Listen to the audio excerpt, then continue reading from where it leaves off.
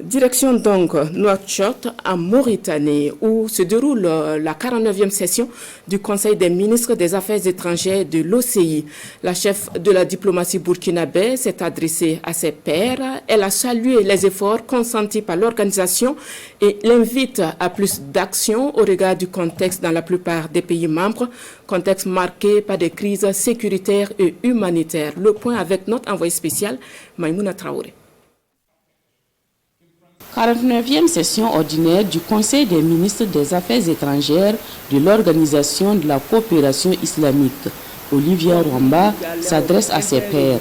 Le juste milieu et la modération, clé maîtresse de la sécurité et de la stabilité, thème de cette session est d'une grande pertinence, selon elle, au regard de l'actualité dans la grande majorité des pays membres de l'organisation.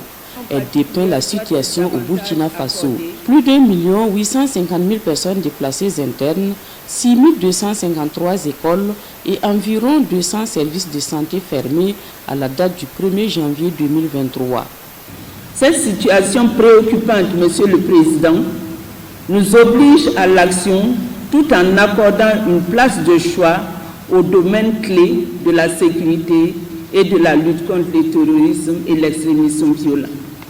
Tout autant, une attention particulière doit être davantage accordée à la promotion des idéaux et des vraies valeurs de l'islam, y compris le dialogue interreligieux, l'équité et la justice. Le Burkina Faso a donc besoin du soutien de l'OCI et de ses États membres.